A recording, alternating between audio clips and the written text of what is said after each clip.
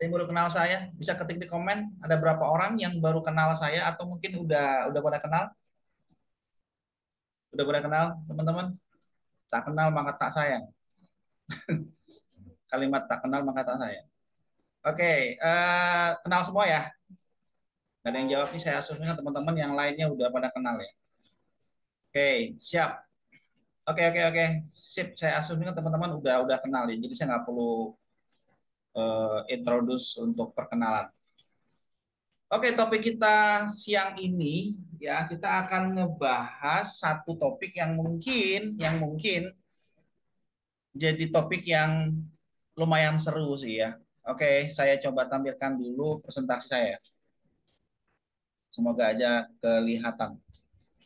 Oke, teman-teman di sini kalau saya boleh tahu ya, berapa orang yang pakai SND dan berapa orang yang pakai SMC? Biar supaya saya tahu teman-teman bisa ketik di komen ya. Ada berapa orang yang cuma taunya SNB dan berapa orang yang pakai SMC? Teman-teman, bisa ketik komen agar materinya saya bisa bisa sampaikannya lebih lebih apa ya, lebih lebih terarah gitu.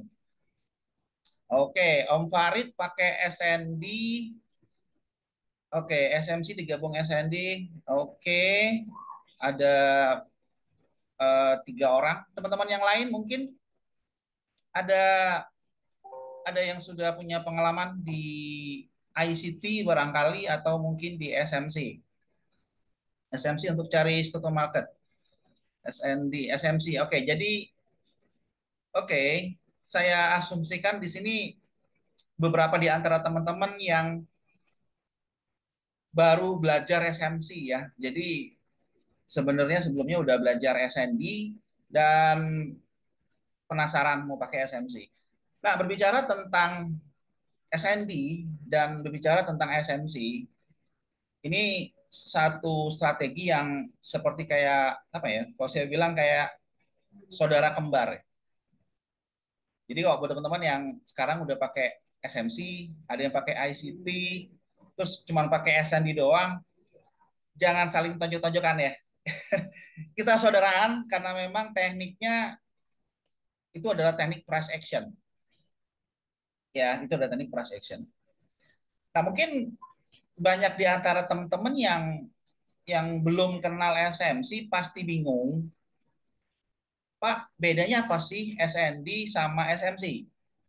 Ya, menurut hemat saya tidak terlalu berbeda gitu. Ya, tidak terlalu berbeda banget. Kalau teman-teman tahu ada istilah order block di SND itu sebenarnya sama dengan zona supply demand. Ya, sebentar saya coba biar lebih enak. Telegramnya saya close aja deh. Sebentar dulu ya. Saya close dulu telegramnya biar nggak ganggu. Oke, sebentar. Oke. Jadi memang banyak istilah yang sering disebutkan banyak orang. Ada yang menggunakan istilah order block, ada yang menggunakan supply demand istilahnya, ada yang menggunakan istilah unfilled order atau ada yang sebutnya sebagai UFO. Semua penamaan itu sebenarnya merujuk kepada adanya sebuah area di mana pernah terjadi di masa lalunya, ya, adanya unfilled order di situ. Ya, ada sebuah zona yang bergerak sideways di masa lalu, kemudian tiba-tiba terjadi shoot up, naik ke atas, atau terjadi drop signifikan. Nah, kita sebagai seorang yang cukup lama menggunakan SND, kita bisa asumsi bahwa pernah terjadi di masa lalunya adanya buyer atau adanya seller. So, ketika nantinya market pullback, kita expect harga kemungkinan besar akan naik jika itu terbentuk menjadi sebuah zona demand, ya, atau kemungkinan besar harga akan turun ketika itu adalah zona supply, ya. Kira-kira kayak gitu. Oke, sekarang tampilan saya kelihatan ya. Tampilan di layar saya kelihatan nggak? Teman-teman bisa bisa ketik di komen kelihatan sabar ya, buat Om Asus sabar ya. Saya akan kasih presentasi dulu biar lebih enak. Oke, terlihat ya. Oke, teman-teman, ini adalah satu gambar yang mungkin mewakili dari curhatan para trader yang menggunakan sebuah konfirmasi harga. Buat teman-teman yang pakai SND, ya sama-sama tahu ya apa itu Quasimodo. Nah, buat teman-teman yang menggunakan SMC, maka itu disebut sebagai change of character. Kira-kira Quasimodo sama change of character sama nggak sih?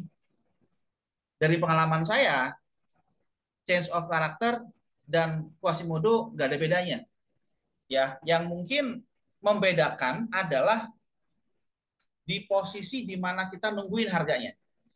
Jadi kalau Anda menggunakan Quasimodo, biasanya area pentingnya itu berada pada wilayah zona demand atau berada pada wilayah supply. Saya ambil contoh begini. Semoga tampilan saya kelihatan.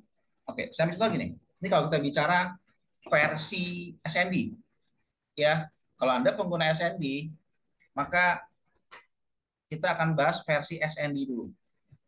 Supply strategi, supply and demand.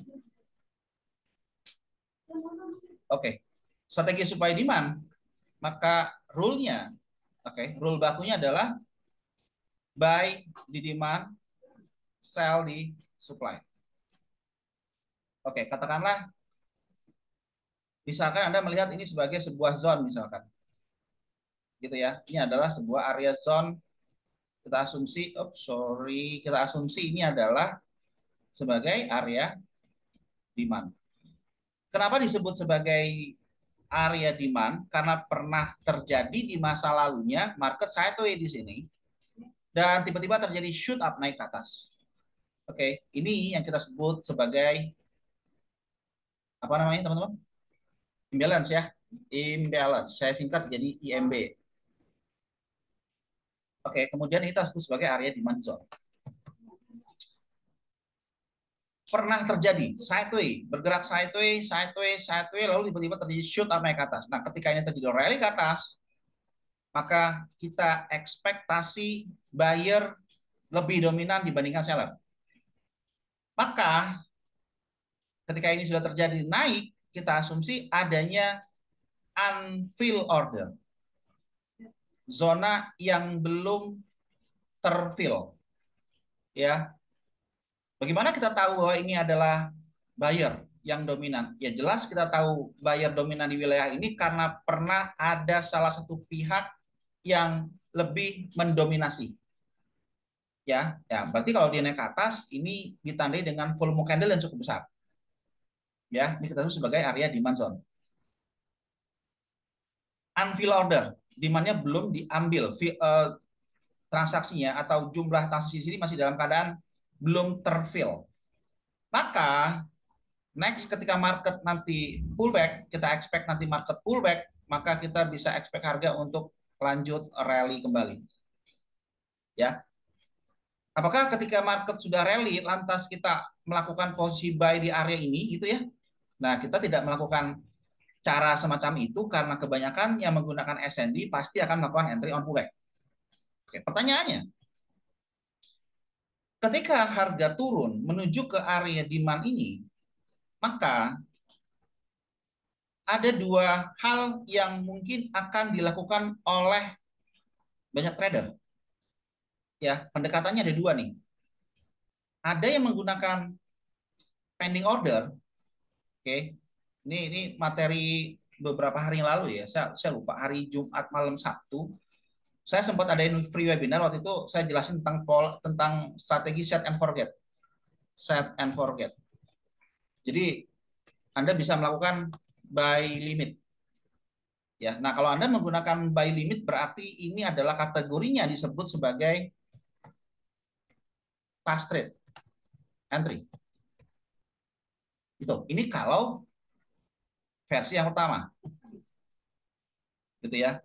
Boleh dilakukan? Boleh. Karena ini sebenarnya adalah teknik SND klasik. Teknik SND lama atau teknik SND klasik itu menggunakan pending order. Oke. Nah, lalu teknik SND ini berkembang sebegitu pesatnya gitu ya sampai muncul sebuah komunitas ya. Saya ingat betul pada tahun 2011 2012 saya kenal SND. Ya, dulu saya menggunakan SND-nya Sam Seddon. Ini adalah contoh dari penggunaan dari strategi SND Sam Seddon. Tapi dalam perjalanan memang ada trial dan error di mana dalam banyak kasus saya mengalami kejadian hit stop loss, jadi harga sudah mungkin saya dapat sempat harga sempat naik ya, harga sempat sempat naik ke atas gitu, tapi nggak terlalu jauh, tiba-tiba harga drop. Ini yang paling sering terjadi. Ya, harga sempat koreksi sebentar, tapi kemudian ada harga drop. Teman-teman mengalami mengalami hal yang sama nggak di awal-awal dulu? Atau mungkin sekarang ngalami kayak gitu? Bisa ketik di komen teman-teman. Ya, pernah. Ya, ngalamin ya. Jadi Ya, harga udah benar nih, udah naik gitu. Nggak berapa lama langsung longsor. Malah kena stop loss kan gitu ya. Kayak gitu. Ya. Oke. Ini sering banget kejadian. Harga direspon sebentar, tapi harga drop. Itu yang pertama. Yang kedua, harga nggak direspon sama sekali. Ketika kena di area demand nih, kita mau ngebuy nih, langsung aja gitu. Nggak ada koreksi sama sekali. Boom, langsung kena. Berarti kalau tiba-tiba harganya nggak direspon sama sekali, kalau ini kan direspon sekali ya, sebentar ya, naik 20 pip, 30 pip, kalau Anda scalpnya bisa dapat. Boom, turun, kena stop loss. Kalau yang kedua ini nih, nggak kejadian gitu. Market turun, nyampe di sini, boom, langsung bablas aja. Seperti kayak pisau gitu. Jadi seolah-olah nggak ada sesuatu di sini. Nggak ada tahanan buyer. Langsung dijebol aja. Nah, kalau kayak gini kejadiannya, ini yang kita sebut, saya biasanya menyebutnya sebagai sebuah zona zona demand atau zona supply demand gitu ya. Singkatnya sebagai zona SND lah ya. Biar gampang ya. SND mewakili supply demand. Zona SND yang diabaikan. Ya, benar-benar diabaikan. Sering banget kalami kayak gini nggak? Teman-teman silakan backtest di market. Ada dalam banyak kasus zona SND-nya diabaikan. Nggak direspon sama sekali. Oke. Nah, akhirnya muncullah dalam beberapa tahun setelah ya awal-awal saya mengenal SND versi Sam Seddon. Kemudian saya banyak belajar teknik SND-nya price action yang pertama kali saya kenal itu dari sebuah website yang bernama Price is Everything. Ya, Price is Everything-nya punya Red Sword. Di situ saya juga banyak belajar dari sebuah website yang bernama Read the Market. Dan teknik SND yang saya gunakan sekarang itu lebih terpengaruh ya, lebih lebih dominan banget itu menggunakan RTM style-nya dibandingkan menggunakan SND lamanya atau kita sebut sebagai SND klasik. Kenapa? Kenapa saya lebih terpengaruh ke SND price action-nya? Karena memang lebih lebih kompleks, lebih lebih apa ya, lebih punya logik yang sangat-sangat bisa kita tahu gitu. Misalkan gini, tiba-tiba kita mau lakukan buy di sini. Tapi kalau kita menggunakan SND klasik, kita langsung pending order by limit. Nah, apakah ada sebuah cara yang bisa kita lakukan untuk melihat kira-kira zona ini bisa nahan nggak? Nah, disitulah yang akhirnya muncul sebuah teknik yang disebut sebagai SND price action. Jadi kira-kira nih kalau saya bagi menjadi 3 bagian, maka zona demand ini yang kita sebut sebagai kejadian di masa lalu. Ini kalau teman-teman yang udah tahu, ya ini udah teknik yang sudah saya jelasin berkali-kali ya. Kalau Anda pernah ikut kelas saya di SND Mastery waktu tahun 2018, maka ini penjelasannya lebih kompleks, lebih komplit gitu maksud saya.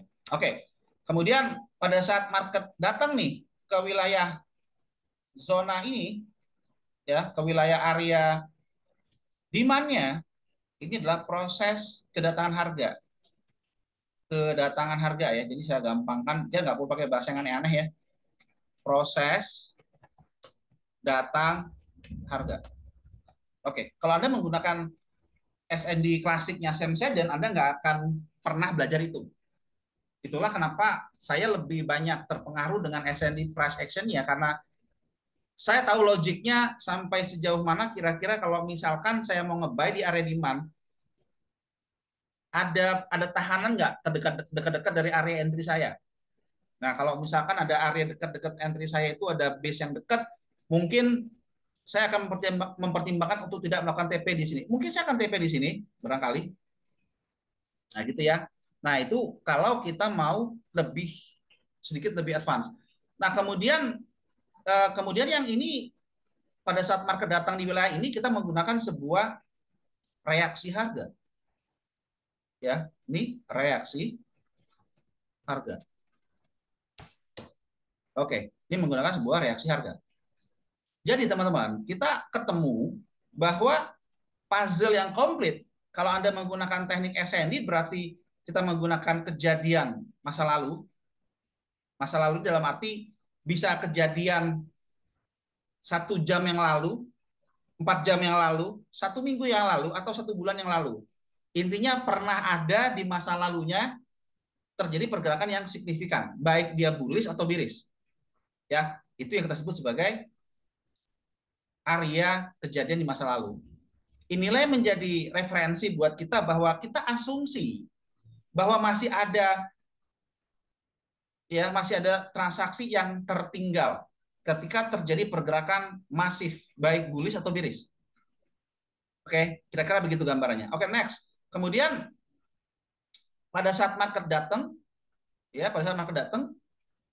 kita juga harus tahu bagaimana proses kedatangan harga. Dan berikutnya adalah reaksi harga. Oke, ini kalau kita menggunakan pendekatan dari SND price action. SND price action. Ini yang saya gunakan sejak dulu hingga sekarang. Kalau Anda menggunakan SND klasik, teman-teman pasti hanya berfokus pada pembentukan yang terjadi di sini aja. Di sini doang tuh. Stop di sini, Anda tinggal pasang pending order by limit, ya sudah selesai. Anda letakkan asal di bawah. Itu kalau mau yang cara simple, yang saya ajari juga nanti di minggu depan kalau nggak salah saya ada kelas itu. Nah, dengan cara bagaimana kita bisa asumsi bahwa lebih besar harga untuk naik dibandingkan ditembus. Nah, itu nanti ada pendekatannya. Bagaimana cara kita melihat apakah kira-kira zona ini punya high probability enggak? Jadi ada beberapa checklist yang teman-teman bisa gunakan. Salah satunya adalah apakah imbalance-nya terbentuk bagus atau enggak. Itu yang pertama. Gimana pembentukan dari base itu, banyak atau sedikit. Dan itu ada beberapa checklist yang, ya kalau teman-teman yang udah baca buku SND Mastery saya yang lama sama SMC Mastery pasti paham. Ya itu namanya adalah SND Score System. Oke, ini kalau kita bicara SND price action. Nah, kalau kita bicara menggunakan strategi dari Smart Money Concept, ya, ini kita bicara strategi dari Smart Money Concept, maka biasanya para trader yang menggunakan SMC ini sendiri hanya lebih berfokus kepada masa lalu. Oke ya, masa lalu, kemudian reaksi harga. Jadi kalau kita bicara masa lalu berarti adalah past, sedangkan reaksi harga ya reaction.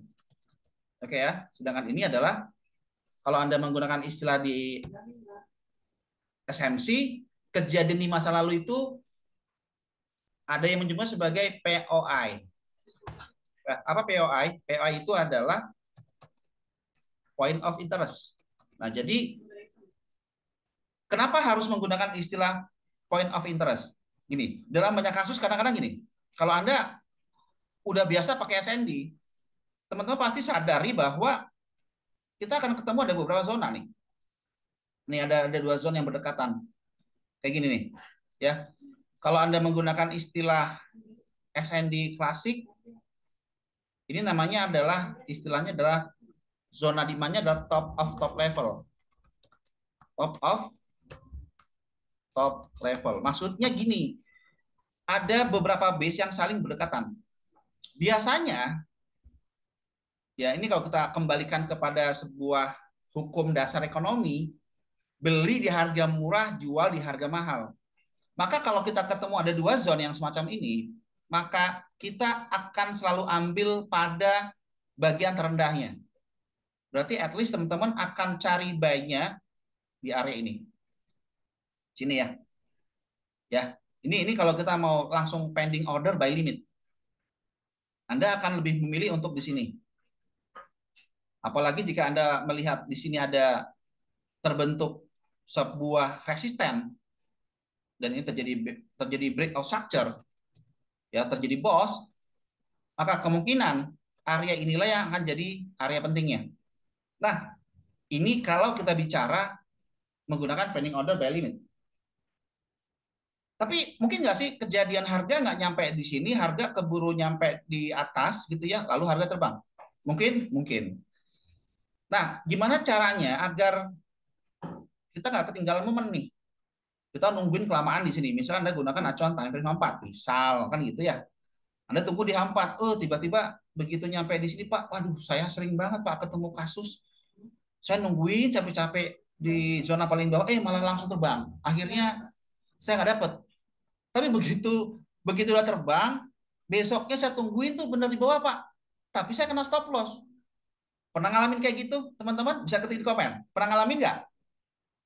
Pernah? Sering? Sering ya?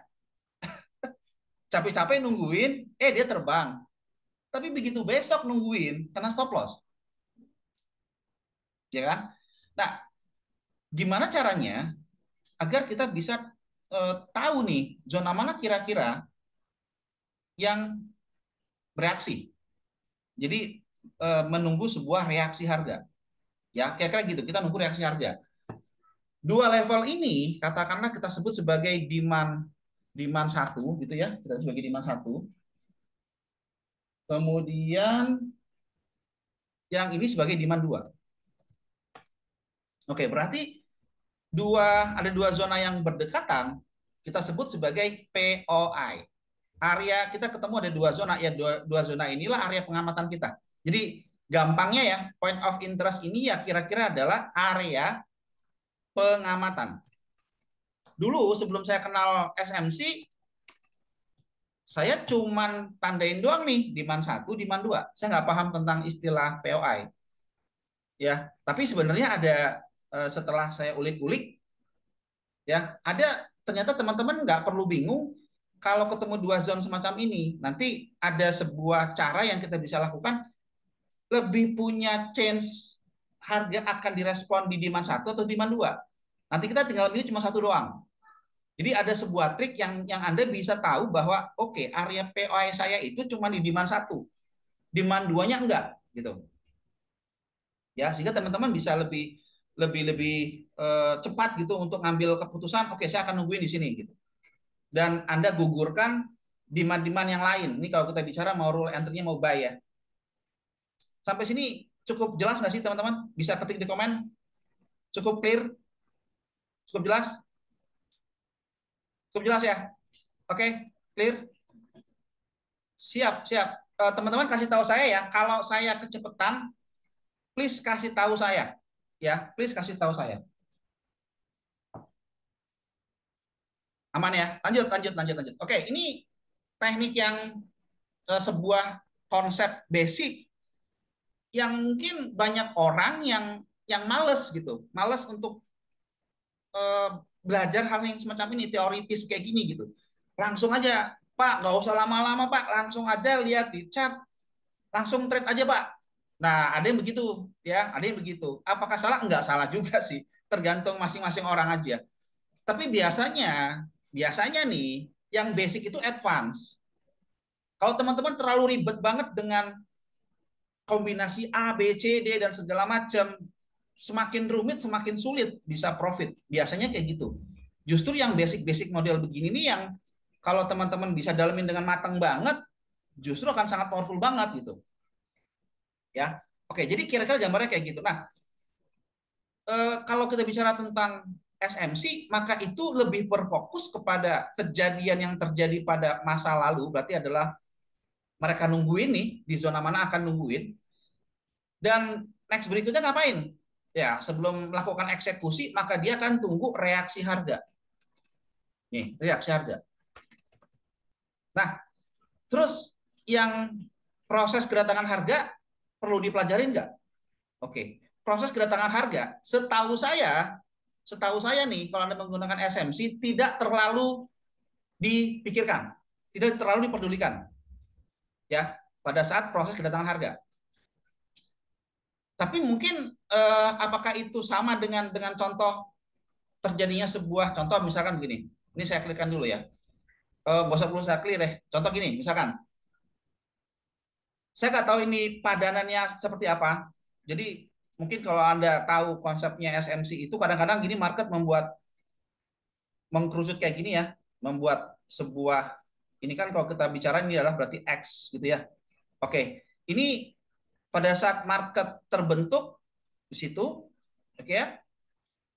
Nah, yang ini adalah manipulasi market nih di sini. Dan ketika ini terjadi adalah merupakan sebuah manipulasi, maka mereka akan bersiap untuk melakukan posisi buy di sini.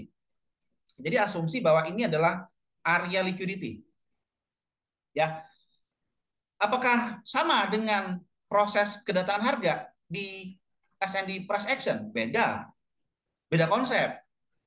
Itu yang tadi saya bilang bahwa di S&D price action itu ada proses kedatangan harga. Kalau Anda tahu S&D price action ada yang disebut sebagai compression.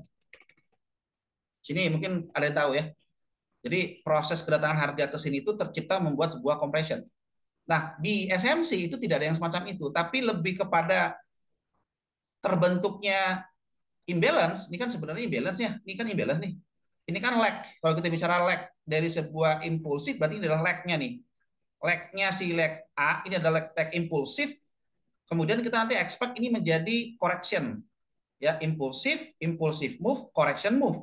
Nah, pada saat terbentuknya di impulsif ini ada beberapa pattern yang di sini terbentuk. Bisa merupakan sebuah pattern seperti bullish flag kayak gini ya, seperti bullish flag.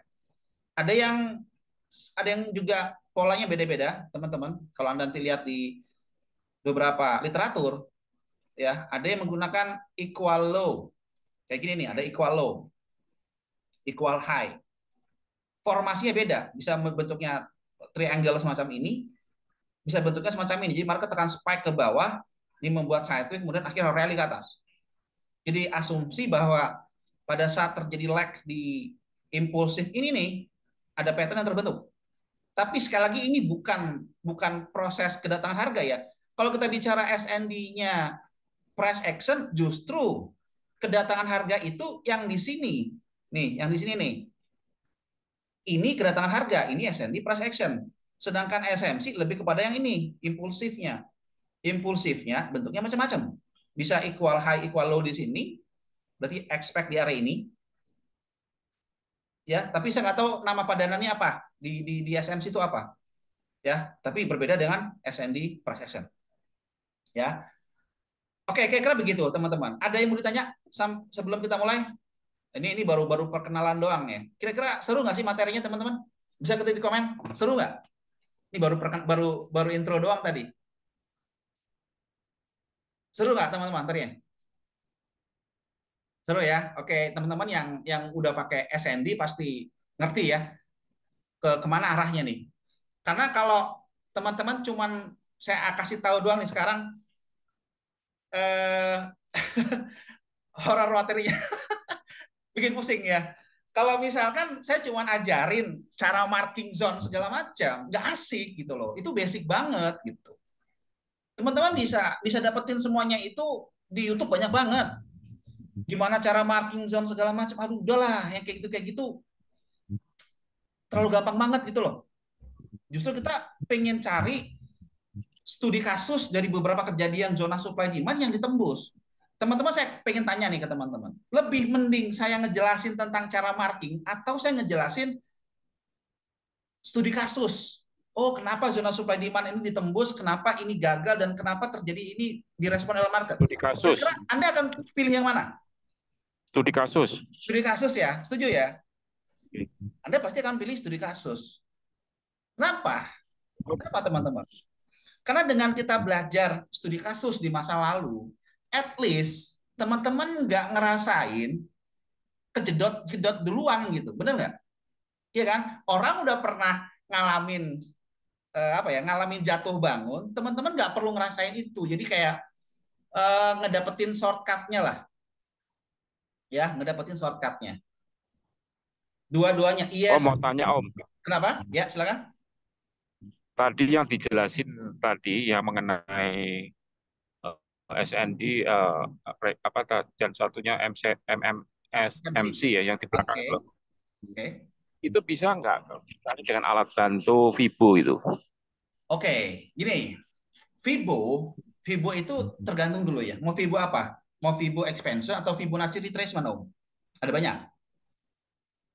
Kasus tadi kan lebih retracement ya, karena Oke, sifatnya oke, untuk betul. tahu Kalau koreksinya kita bicara gimana. retracement, berarti bisa pakai Fibonacci, Om.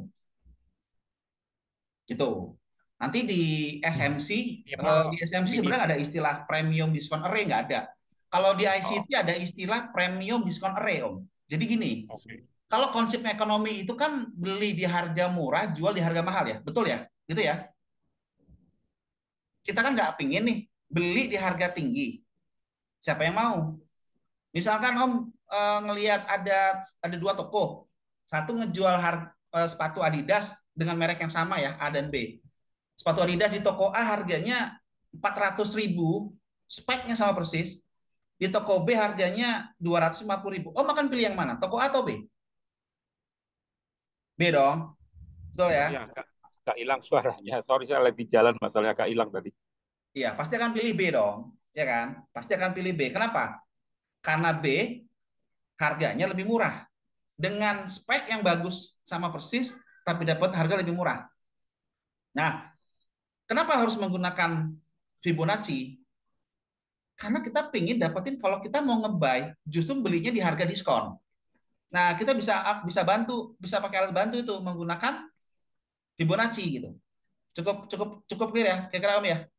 Cukup Ya, bisa ya, jelas, clear, ya. Thank siap you. ya. Oke, next kita lanjut teman-teman. Nah, sekarang kita masuk masuk materi.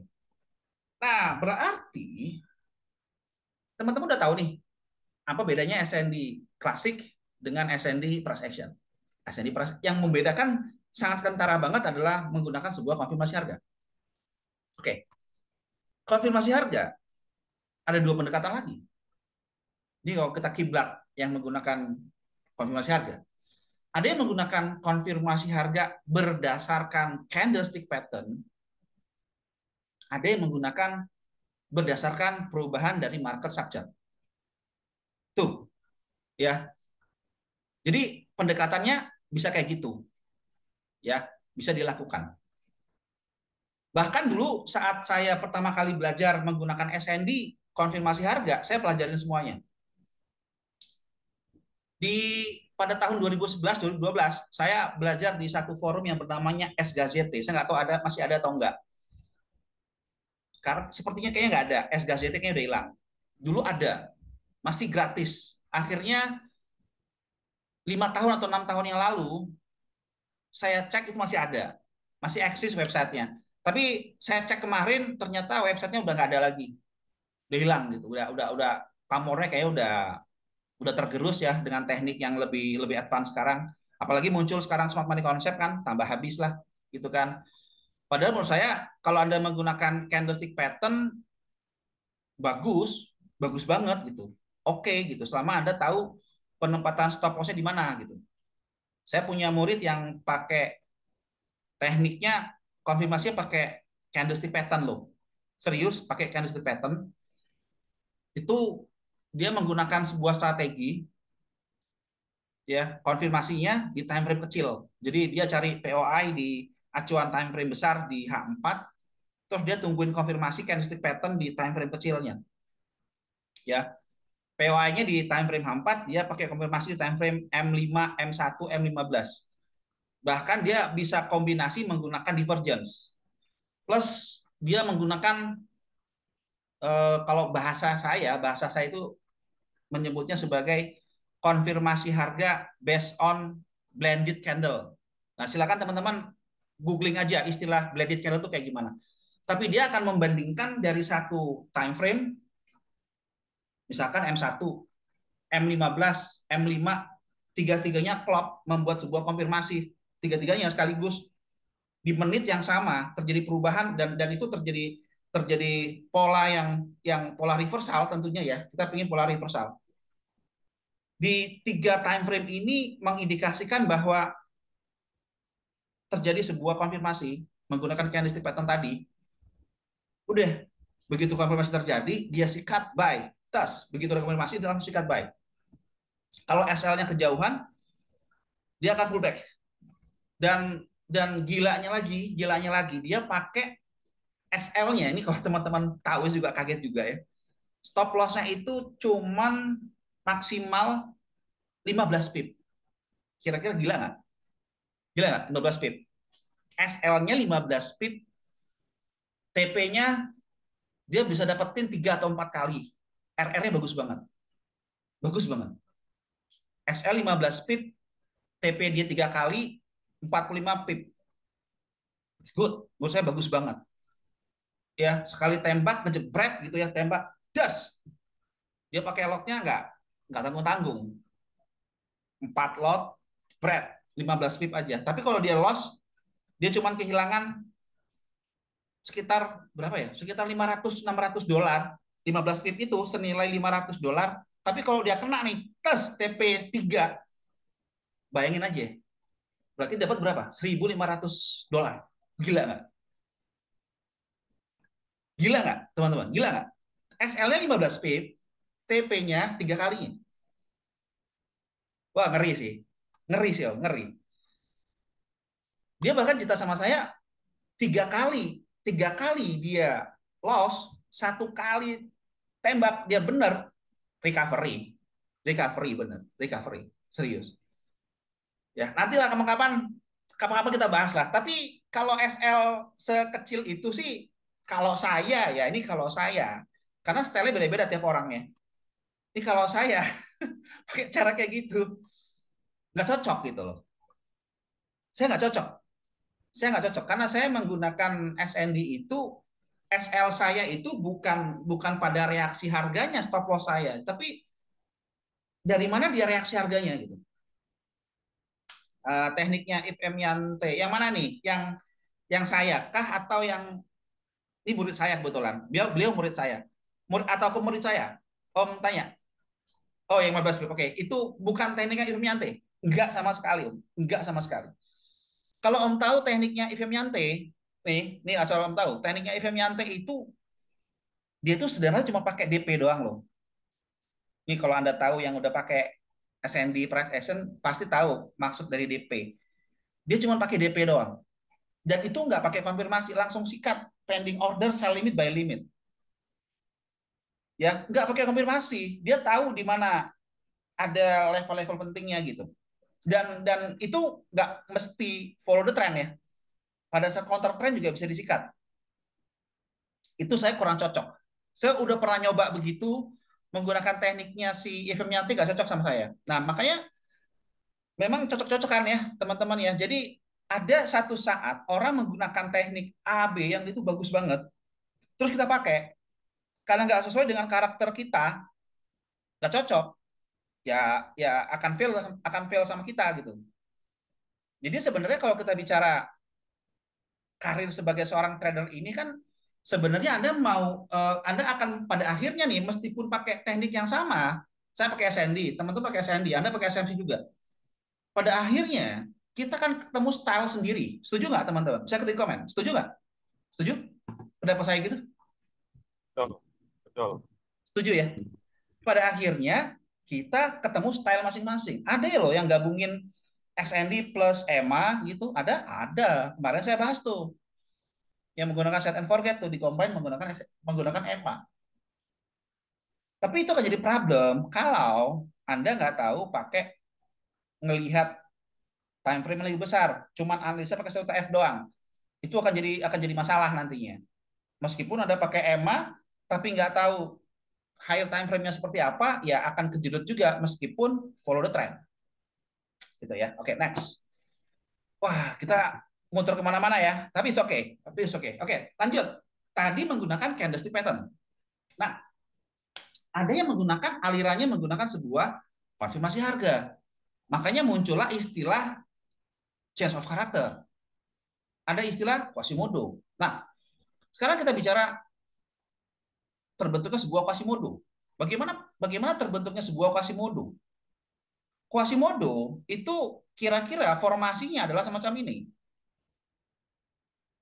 Oke, di mana market membuat sebuah high, membuat low, membuat higher high, lalu market membuat lower low. Ini sell setup. Buy setup, low, high, lower low, higher high. Di sini langsung sikat, sikat buy. Gitu kan ya, sikat buy. Ini sikat sell. Kayak gitu. Di mana terjadi sebuah perubahan harganya? Di sini. Pada saat market membuat low yang lebih rendah, ya, membuat lower low di situ, membuat lower low, ya karena market membuat dua kali low lebih rendah kan gitu ya, dua kali lebih rendah, makanya disebut sebagai membuat low lebih rendah. Ini kita asumsi bahwa ini ketika terjadi maka kita expect harga akan turun. Di sini terjadi low lebih rendah, makanya ada yang menggunakan SMC disebut sebagai change of character, ya ini disebut sebagai CHORS. Ini CHORS. Ini juga sama, disebut sebagai CHORS. Kita bisa melakukan posisi buy. Ya, oke. Kira-kira kayak gitu. Ini adalah eh, sebuah pola dari Quasimodo. Nah, sekarang kalau kita bicara versi SND-nya, maka sebenarnya, oke, reaksi harga ini terjadi karena apa sih? Biasanya ini akan merupakan sebuah reaksi harga dari sini nih. Contoh, Anda melihatnya ada area supply di masa lalu nih. Terus turun. Nah, ini adalah bentukan dari reaksi harganya. Supply yang ada di masa lalu ini berarti adalah pasnya nih, pas. Sedangkan ini adalah bentukan dari reaksi harga. Itu ya, kira-kira begitu. Ini kalau kita pakai versi SND-nya. Nah, kalau Anda menggunakan versinya SMC ya sama. Ya, reaksi harga terhadap area supply terhadap area demand. Kalau Anda menggunakan versinya ICT, beda cerita. Mungkin Anda kan lihat begini. Ini ada high. High sebelumnya nih. Ya kan? Ini high. Higher time frame ya. Jadi adalah resisten HTF, singkatnya gitulah. Resisten higher time frame. Nah, konfirmasi harga ini nih dia di tag bukan di acuan time frame yang sama. Jadi misalkan ini menggunakan POI-nya adalah resisten di daily misalkan. Nah, nanti dia tunggu konfirmasi harga di sini, nggak nunggu terbentuknya di acuan yang sama. Kalau Anda menggunakan acuan yang sama, terbentuknya sebuah konfirmasi pada acuan yang sama, hati-hati. Saya ulangi, kalau Anda menggunakan sebuah konfirmasi harga perubahan market structure pada acuan yang sama. Misal Anda menggunakan resisten higher time frame, lalu Anda menunggu terbentuknya high low, higher high, higher low, lower low semacam ini, Anda expect sell di sini.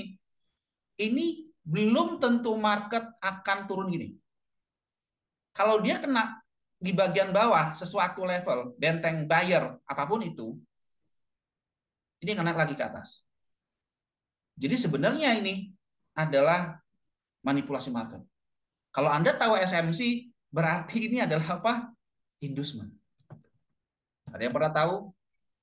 Oke, kalau Anda yang pakai pakai SND pasti bingung nih. Iya. Kalau Anda pakai SND mungkin nggak mudeng. Tapi kalau Anda menggunakan SMC pasti paham yang saya maksud. Ini inducement, justru manipulasi market. Kita nggak ngebahas inducement hari ini, nggak ngebahas inducement ya. Kita ngebahas yang simpel-simpel aja. Ya, kena manipulasi duluan. Kira-kira kayak gitu. Oke, next kita lanjut ya. Oke, sekarang kembali ke awal dulu ya. Saya balik lagi ke awal lagi ya, guys. Oke, kembali ke sini. Kita muter-muter dulu ya. Jadi ibarat kata nggak, saya ngejelasinnya nggak linear, tapi ngejelasinnya lompat sana, lompat sini, lompat sana, lompat sini. Semoga teman-teman bisa paham. Ya, oke lanjut. Oke, jadi faktanya memang kalau Anda menggunakan sebuah konfirmasi tidak selalu berhasil, bisa aja tembus. Akhirnya muncul istilah fake choice. Fake choice berarti adalah change of karakter palsu. Kemudian Anda pernah dengar istilah yang SND terjadi quasimodo yang gagal? Yes, terjadi sebuah quasimodo yang gagal. Akhirnya muncullah istilah, kalau Anda menggunakan istilah di SND berarti terjadinya apa? Quasimodo manipulation. Contoh misalkan gini, Anda lihatnya adalah area supply kayak gini, terus harga turun. Gitu ya. Oke, Anda pikir harga nyampe di atas ini, harga turun kan gitu ya. Ternyata enggak. Harga mungkin akan turun sebentar di sini, turun sebentar. Nggak nyampe target, Anda anggaplah nge-sell di sini ya, Anda nge-sell di atas, Anda pengen TP di sini, ya oke lah ya, TP 1/2 gitu. Ternyata enggak. Market naik ke atas, push naik ke atas. Akhirnya area ini gagal. Quasimodo-nya gagal dan akhirnya menciptakan apa? Menciptakan area demand baru. Inilah akhirnya menjadi tempat kita untuk pijakan untuk melakukan posisi posisi buy. Ini yang kalau Anda menggunakan istilah di SND maka disebut sebagai, ada yang pernah tahu apa namanya? Bisa ketik di komen, teman-teman. Apa namanya itu? Iya, nunggunya kelamaan malah malah malah kena gagal ya. Iya, iya, iya itu yang jadi masalah. Itu jadi masalah. Oke, ini disebut sebagai Quasimodo tak respect ya, QMTR. Nah, ini setup QMTR. Orang Malaysia bilangnya Quasimodo tak respect, ada-ada aja. Ya, tapi oke okay lah ya. Suka-suka lah ya. Mau pakai nama apapun boleh. Quasimodo tak respect. Ada yang pakai nama lain. Quasimodo manipulation. Ada, bukannya nggak ada, ada. Tapi aslinya itu bukan itu semua namanya. Namanya itu adalah ignore QM. Ya, namanya itu ignore QM. Di ghosting, ya, di ghosting. Di PHP, di PHP. Ya, oke. Ini adalah setup yang awalnya Quasimodo-nya gagal, terus tiba-tiba di break. Nah, ini kan jadi penting nih. Nah, justru kita akan ambil buy searah daripada trennya. Anda bisa siapin SL di bawah zone. Anda buy di sini ya. Ini adalah wilayah dari buyer zone, sebentar, buyer zone ya, buyer zone. Ini adalah setup ignore Quasimodo. Ada yang sebut sebagai KMTR. Kira-kira kalau saya ngejelasin kayak gini, pada ngerti nggak sih? Bisa ketik di komen teman-teman. Saya takutnya nanti kejauhan saya ngejelasinnya. Pada ngerti nggak sih yang ini? Cukup jelas? Teman-teman, bisa ketik komen dong. Saya biar tahu nih. Takutnya saya kejauhan nih ngejelasinnya. Kalau dianggapnya pengambilan area yang di bawah yang quick retest itu, late retest itu Hmm? dianggap dari swing terdekat bisa nggak? Yang mana, yang mana, yang mana? Yang ini om, yang ini, yang ini. Jadi gambar ya, betul betul itu Oke, diambilnya mau dari mau swing. ngambil SL-nya di bawah, TP-nya di sini gitu ya, gitu ya. Nah, TP-nya ke atas itu kan pantulannya kan, pantulannya di apa tadi saya tulisannya nggak Ini ngerti. ini TP-nya tuh selalu di sini nih om. Biasanya gitu. Kita Nah, expect nantinya akan di sini TP kita om. artinya dia akan mantul sampai ke bawah yang dianggap kita ngambil ordernya di situ. Betul. Kenapa? Kenapa di sini? Karena base ini yang ngebreak. Jadi asumsi kita kan kalau ini berhasil dia naik ke atas dia turun kan gitu ya. Mestinya gitu kan. Nah, tapi dianggapnya swing yang terdekat yang akan dipantul.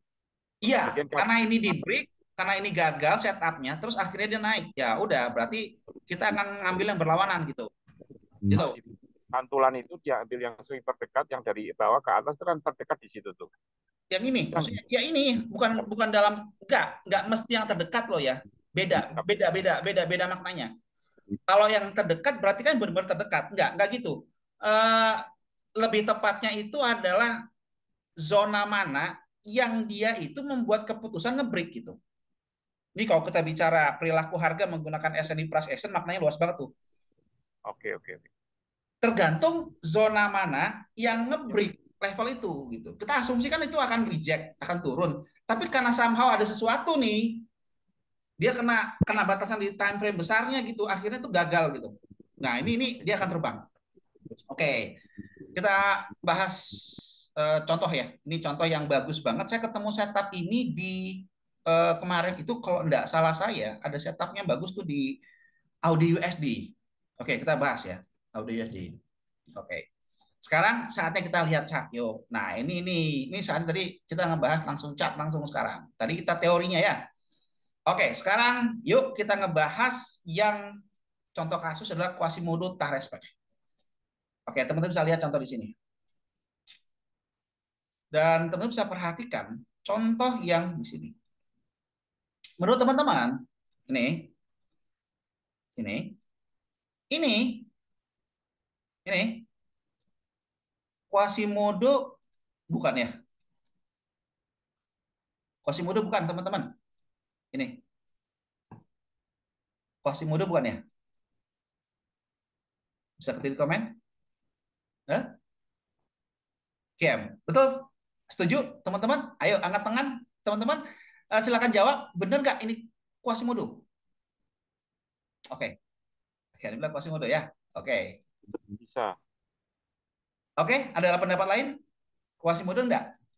Oke, kalau kalau kita asumsi ini adalah Quasimodo, berarti nih, berarti kalau ini Quasimodo, kita tunggu pullback, sell dong ya. Benar nggak, teman-teman? Ya dong, sell dong. Kira-kira kalau Anda nge-sell di situ, kejilat nggak?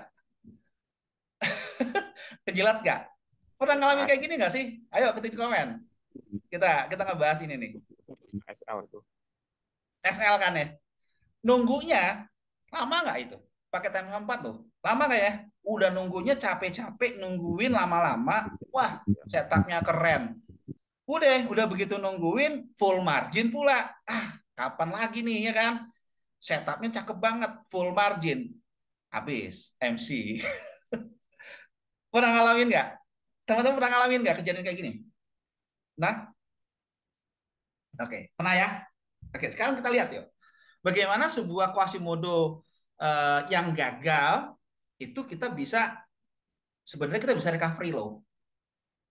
Misalkan teman-teman nge-sell di situ, misalnya nge-sell gagal nih, ya tapi saran saya ya jangan tetap jaga MM ya teman-teman, jangan pernah Anda percaya pada satu setup yang bagus banget terus Anda langsung all in. Ini kebanyakan para pemula yang ngaco nih karena di apa ya? Karena sering lihat-lihat ya trader-trader luar yang nggak bertanggung jawab pakai entry-entry layar gitu kan ya. Nah, akhirnya kena lah psikologi kan gitu ya. Pengen cepet kaya, pengen modal 50 jadi 1.000 US dollar dalam waktu 1 jam, 2 jam gitu kan ya. Nah, itu hati-hati. Oke, sekarang anggaplah teman-teman kena SL di sini. Kalau Anda lihat ini sebagai eh, sebuah pola yang gagal dari sebuah Quasimodo, Anda lihat ini sebagai sebuah zone. Ini ada zone lagi. Berarti kita ketemu dua POI dong. Kan gitu ya, ketemu dua POI. Pertanyaan saya ke teman-teman sekarang adalah yang ngebreak, yang menyebabkan Quasimodo ini gagal, menurut Anda, mana yang membuat keputusan ngebreak? Yang ini atau yang bawah? Demand yang di bawah atau yang di atas yang membuat keputusan break? Silakan komen, teman-teman. Di bawah. Oke, di bawah. Yang lain?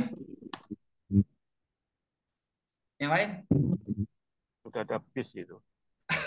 Atas. Kenapa? Kenapa yang bawah? Dan kenapa yang di atas? Kenapa kenapa milih yang atas, Om? Karena sejajar bahu kiri. Oke, saya bisa terima. Betul. Karena yang ngebreak itu yang ini gitu. Bukan yang ini kan? Benar nggak? Ya kan? Berarti ini yang Ya, ngebreak. Anda sebenarnya boleh melakukan recovery di sini gitu loh. Langsung aja Anda sikat pending order by limit langsung di sini. SL di bagian bawah. Oke, mungkin agak sedikit keseret, tapi kalau Anda menggunakan MM yang bagus harusnya aman sih. TP di sini. Anda bisa TP nggak? TP nggak? TP? TP. Walaupun mungkin sempat keseret. Ya, ini kalau Anda eh, ngepas banget ya mungkin Anda kena spread bisa kena sih. Tapi kalau Anda lebihkan buffering 5 pip di bawah harusnya aman. Nah, berarti kan kita SL 37 pip, TP 63 pip. Berarti RR-nya 1:2. Ya, jadi kita tunggu buy di area ini. Oke, pertanyaan saya sekarang adalah ketika Anda lihat ini nyambung nggak sama yang sekarang? Audio USD. Nyambung nggak? Nyambung ya? Nyambung dong. Ya kan? Nyambung. Oke, sekarang demand satu, ini untuk hari Senin. Demand satu ini, apakah menurut teman-teman ini harga akan direspon dan harga terbang sampai high ini? Atau sampai sini doang? Oke, teman-teman silakan komen harga akan antulnya di mana? Akan sampai mana? Satu, masih fresh. Masih fresh. Hanya Allah yang tahu. Iya betul, hanya Allah yang tahu benar. Nggak ada yang tahu market, betul. Tetapi, teman-teman, kita bisa memikirkan bahwa target yang harusnya kita lakukan adalah itu belum tentu sampai atas. Kenapa saya bilang demikian? Kenapa? Kenapa saya bilang harga belum tentu ini akan naik lebih tinggi? Why? Itu ada di Karena lihat tanggung besarnya. Bisa jadi, bisa nggak kejadian harga, contoh yang sini ya, ketika market sampai di sini nih, ketika harga nyampe di sini, gitu, naik atas terus dibanting. Mungkin, mungkin, mungkin banget. Menurut teman-teman, lebih bagus mana Anda nge-buy di sini atau nge-buy di sini? Silakan di komen. Lebih mending mana? Di sini, belah kiri, atau belah kanan? Lebih mending mana? Oke, yang bawah, paling bawah. Paling bagus itu yang sebelah kiri, bukan sebelah kanan. Why? Why? Kenapa lebih bagus yang ini dibandingkan yang ini? Karena ketika ini terjadi, Anda follow the trend di sini. Tapi kalau Anda nge-buy di sini, Anda expect harga sampai di atas. Ingat tadi yang saya jelasin di awal bahwa SND, kita bicara SND price action, bukan cuman terbentuknya zona di masa lalu, tapi bagaimana kedatangan harga. Kedatangan harga yang kuat, momentum yang kuat, ketika masuk atau tiba masuk ke dalam wilayah area POI kita, biasanya dia akan menciptakan benteng-benteng baru. Jadi kalau misalkan teman-teman lihat contoh di sini, kenapa kejadian pada contoh di sini market tiba-tiba kenceng banget. Nah, ketika Anda melihat, wah ini ada apa ya? Kok tiba-tiba kenceng sekali? Nah, ketika ini terjadi, kita harus bertanya kepada diri kita, kenapa itu kok nggak mampu naik ke atas ya? Itu pertanyaannya. Kenapa dia nggak mampu tembus ke atas? Why? Itu yang perlu kita tanya. Itu yang pertama. Market tidak mampu membuat high lebih tinggi. Ini udah jadi warning buat kita bahwa terjadi sebuah kondisi di mana market tidak kuat untuk melanjutkan bullish trend-nya. Yang kedua, pada saat market datang menuju ke area demand satu di sini, kedatangannya kenceng atau perlahan? Silakan komen teman-teman. Kenceng atau pelan? Kenceng atau pelan? Kenceng ya, impulsif ya. Nah, ketika terjadi impulsif model begitu, berarti somehow ada sesuatu di atas yang nahan gitu. Maka yang perlu kita lakukan adalah mencari tahu di atasnya kenapa gitu. Itulah pentingnya mengapa kita menggunakan perbandingan dari satu time frame terhadap satu time frame yang lainnya untuk bisa mendapatkan informasi secara menyeluruh gitu. Kalau kita cuma pakai satu time frame doang, kita nggak tahu kenapa penyebab harga kok dia tiba-tiba naik turunnya kencang banget. Yang kita tahu nih, kalau cuma pakai SND doang, ya udahlah Pak, saya sikat buy di sini, saya TP di TP 1 banding 1. Selesai Pak. Saya nggak perlu tahu kenapa momentum kayak gini kejadian. Itu kalau Anda menggunakan teknik SND doang.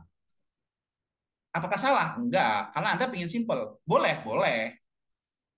Ya kan? Karena justru kalau Anda mau simple banget ya begitu aja gitu.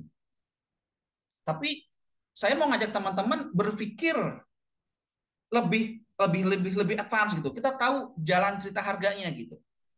Oke, kenapa terjadi ini? Kenapa kayak gini? Dan kenapa di demand 2 ini market nahan? Kenapa nggak demand 1? Itu saya akan tanya hal-hal yang kritis yang semacam itu gitu. Nah, inilah pentingnya mengapa kita belajar tentang S&D price action. S&D price action bisa ngejawab hal-hal yang demikian. Kalau Anda cuma pakai S&D klasik doang, kita nggak tahu the story, the whole story-nya, bagaimana cerita harganya seperti apa, kita nggak bisa cerita itu. Gitu. Ya, maka kita perlu sedikit bermain-main dengan menggunakan time frame besar. Oke, sekarang kalau kita contohkan di sini, mari kita coba naik ke atas time frame besar. Oke, di sini saya akan demokan sedikit bagaimana saya biasa melakukan sebuah analisa. Nanti kita lihat di gold. Habis ini saya akan contohkannya gold. Kenapa kemarin tuh dropnya gila-gilaan ya? Ternyata begitu naik kencang, itu spike doang, ternyata manipulasi market dia banting 1000 pip. Semoga teman-teman nggak ngalamin MC kemarin tuh gila sih, maksudnya lumayan gila sih. Oke, kita lihat di sini. Kalau kita lihat contoh yang terjadi di AUD USD, bagaimana market secara big map menunjukkan bahwa market masih membuat lower high, lower low. Oke, jadi dari acuan weekly ini kita kelihatan bahwa market belum membuat high lebih tinggi. Tahu dari mana? Ya, kita lihat dengan kasat mata aja. Market belum mampu membuat high lebih tinggi, justru membuat low yang semakin rendah di sini. Artinya, kita bisa curiga jangan-jangan ini menjadi lower high yang baru. Mungkin. Ya kan? Sangat mungkin banget. Oke, sekarang kalau kita pakai pendekatan yang ada di sini, maka kalau seandainya ini berlanjut turun dan kalau Anda gunakan di acuan time frame weekly, oke, sekarang kita lihat candle by candle. Ini kalau kita bicara price action. Candle by candle, ini melihat informasi bahwa ini adalah momentum buyer, ini harga terjadi high dan low sama gitu ya secara psikologi candle ya. Tidak ada yang dominan di sini, tapi kemudian di sini terjadi momentum buyer lagi nih. Terus naik ke atas, ini low, ini high-nya dia nih. Oke, perhatikan contoh di sini. Berkali-kali dia mencoba untuk nge-break, gagal, tapi di atas nggak mampu membuat high lebih tinggi. Di low ini 1, 2, 3. Oke, 2 ini mampu break? Enggak. Pertanyaan saya teman-teman sekarang, yang ketiga ini berpotensi untuk nge-break gak sih? Bisa ketik di komen. Low-nya dia. Berpotensi di break gak? Kalau melihat sekarang. Potensi ya. Benar ya? Iya. Ini kita bicara analisa goblok-goblokan aja. Candle by candle. Ini teknik basic banget nih. Ini teknik setahu saya tekniknya price action banget. Kalau Anda paham konsepnya candle by candle, saya punya teman baik Pak Edi itu pakai cara begitu. Jadi cuma lihat candle by candle, benteng buyer di break, benteng seller di break. Bahkan beliau bisa pakai time frame M5 detik kalau nggak salah, saya pakai joystick gitu.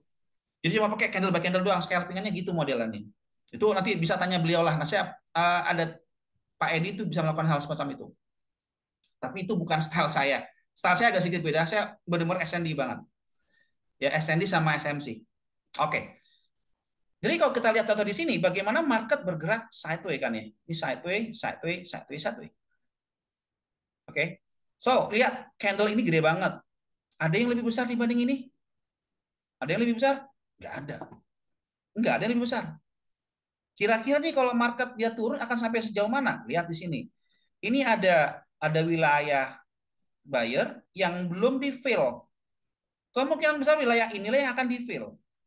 Oke, ini kalau kita bicara nanti menggunakan pendekatan dari SMC, berarti wilayah dari area fair value gap. Nah, ini kalau kita bahas lebih dalam ya ini adalah wilayah dari fair value gap. Kemungkinan besar, kalaupun market turun, maka area yang akan dikejar itu kemungkinan besar. Oke, maka kemungkinan besar ya, yang paling mungkin adalah di demand yang tadi yang kita bahas di awal. Oke, berarti di area ini. Nah, ini langsung ketemu kan jawabannya. Oke. Nah, eh, maka mungkin nggak market sampai di sini dia turun? Mungkin banget. Ya, oke. Sekarang kalau kita lihat di bagian atas, ini kalau kita pakai pendekatan menggunakan multi time frame analysis, oke, ini yang biasa saya lakukan ya teman-teman ya. Teman-teman boleh nggak setuju dengan cara saya, ya tinggal disesuaikan aja. Oke, ini versi yang saya gunakan biasanya. Oke, kalau Anda lihat contoh di sini, ini harga tidak mampu break area supply. Drop base drop. Ini kalau Anda lihat contoh di sini, ini sebenarnya adalah area drop base drop. Inilah yang menjadi alasan mengapa market stagnan, tidak mampu membuat high lebih tinggi. Jadi dari sini kita dapat informasi bahwa terjadinya momentum ini sebenarnya itu bersumber dari kegagalan harga untuk menembus base yang ada di bagian sebelah kiri.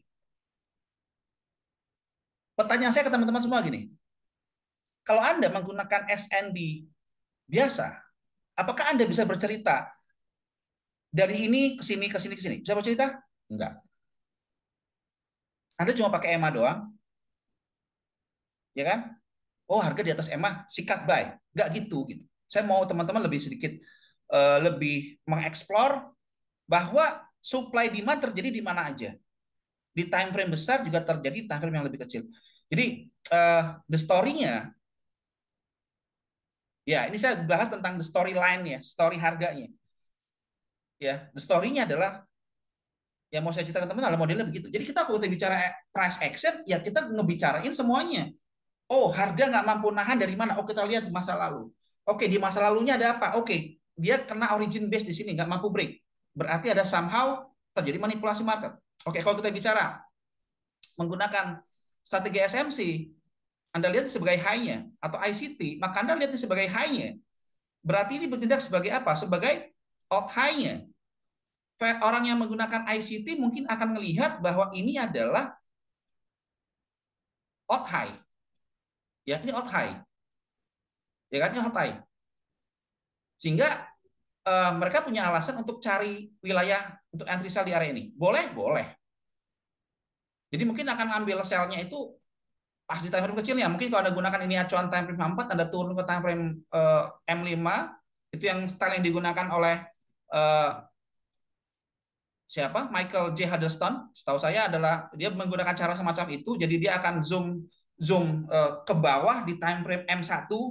Contoh di sini. Dia menggunakan POI-nya di acuan ini adalah acuan time frame-nya time frame apa nih? Time frame 4. Dia pakai time frame 4 di sini. Lalu dia akan scaling di dalam sini nih, lower time frame-nya, dia akan masuk di time frame M1, M5 dan dia akan temukan apakah nanti ada displacement atau enggak. Nah, kalau Anda tahu istilah displacement, ya itu sebenarnya adalah momentum. Nih, kalau kita bahas panjang banget sebenarnya. Oke, tapi at least area mana kemungkinan akan jadi area entry? Kemungkinan besar area entry-nya menurut versinya ICT berarti dia akan melakukan sell di area ini. Kenapa? Karena terjadi fair value gap. Dia akan meletakkan kalau dia mau scalpingan berarti dia akan meletakkan SL di atas ini ini ada base kebetulan. Ya, tapi dia akan letakkan entry di sini, kemudian akan meletakkan TP di sini. Tapi kalau dia mau sedikit uh, lebih apa namanya lebih panjang, maka mungkin akan meletakkan TP di sini agar RR-nya bagus. Ya, jadi sini ada high-nya. Nah, ini cara scalping yang dilakukan biasanya kalau Anda menggunakan strategi ICT dengan menggunakan penerapan perubahan market structure. Apakah dari tadi saya ngebahas tentang menggunakan pola candlestick pattern? Enggak, enggak sama sekali. Apakah bisa dilakukan menggunakan candlestick pattern? Bisa, bisa banget, ya, bisa banget. Makanya tadi saya bilang bahwa teman-teman jangan pernah menggunakan POI-nya time frame H4, Anda menggunakan konfirmasi di time frame yang sama H4. Terjedot biasanya. Telat entry-nya. Kalau Anda menggunakan POI time frame besar, Anda zoom di time frame M1, Anda zoom time frame M5, Anda scaling di situ, Anda refine, ketemulah wilayahnya, Anda cut sell di situ. Nah, contoh di sini Anda kalau memang lebih apa ya, lebih mau untuk sedikit mau repot nunggu konfirmasi harga, Anda punya banyak waktu di depan laptop, Maka ini bisa banget. Nah, pertanyaannya mungkin Anda akan bertanya, Pak, bisa nggak kita deteksi ini pada jam-jam kondisi berapa? Itu bisa dilakukan. Itu nanti pembahasannya. Gitu ya. Kira-kira teman-teman seru nggak materinya teman-teman? Seru? Udah 2 jam loh. Seru nggak teman-teman? Seru?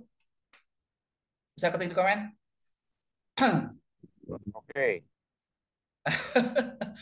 Ada pertanyaan nggak, teman-teman? Ada pertanyaan? Jujur ya teman-teman, saya jarang banget ngebahas hampir 2 jam loh.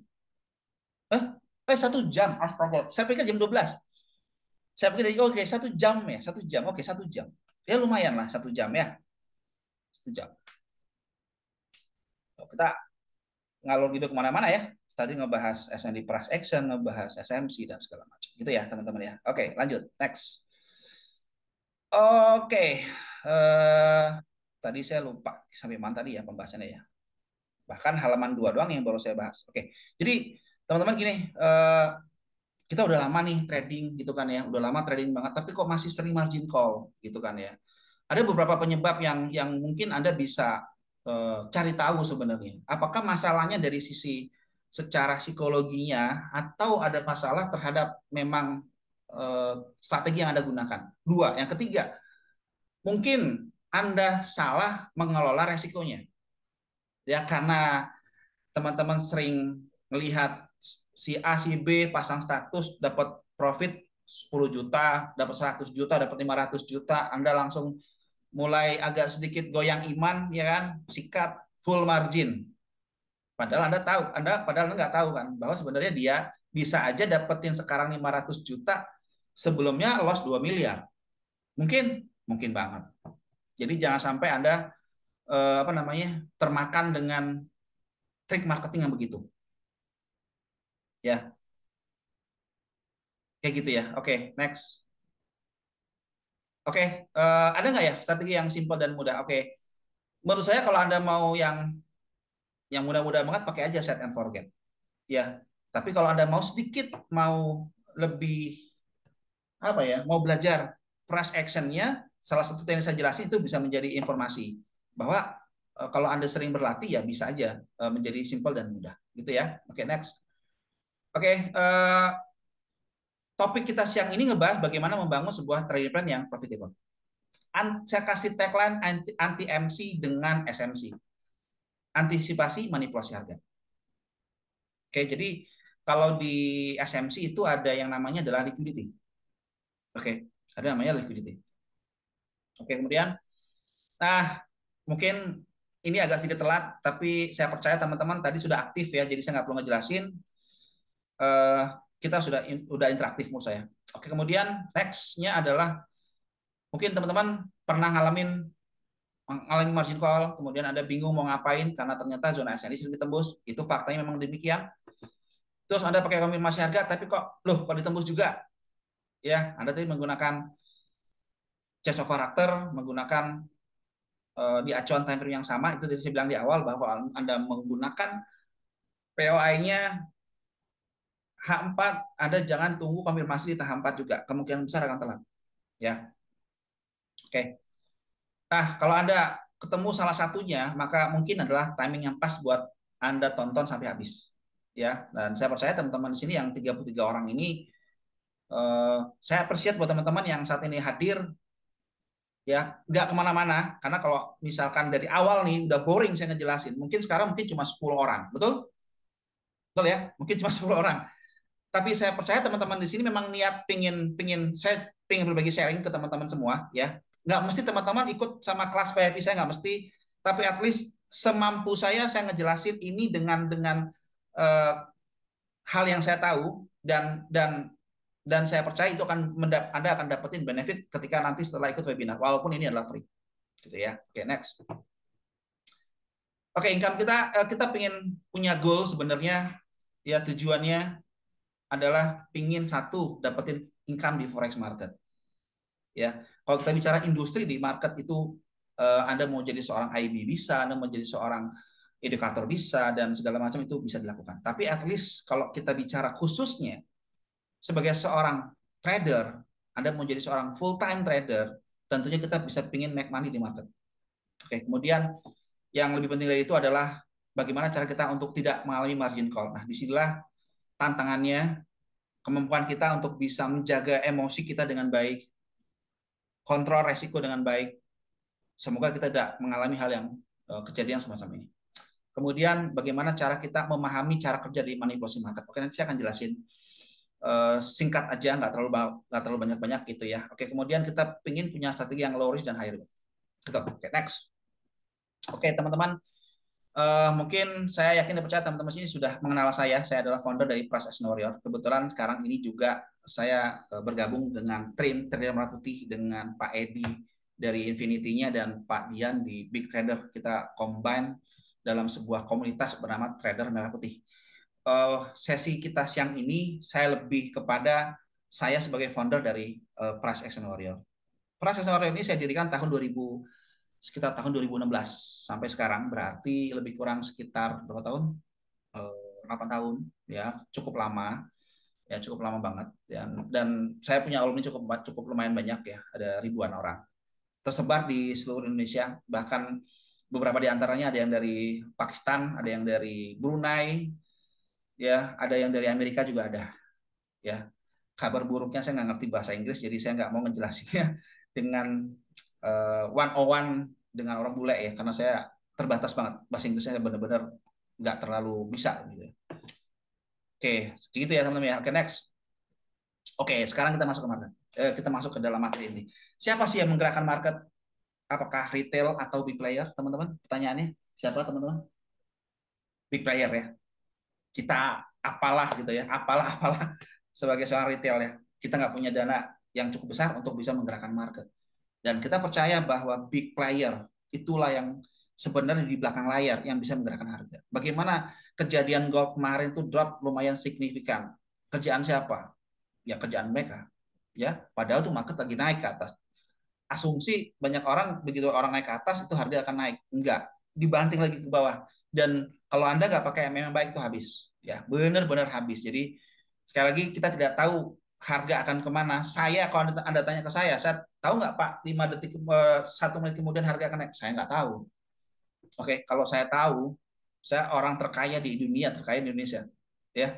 Jadi kalau teman tanya saya apakah saya tahu, saya nggak tahu. Dan saya sama dengan teman-teman, kita hanya sebagai retail trader yang tujuannya sama, kita ingin bisa make money di market, gitu ya teman-teman.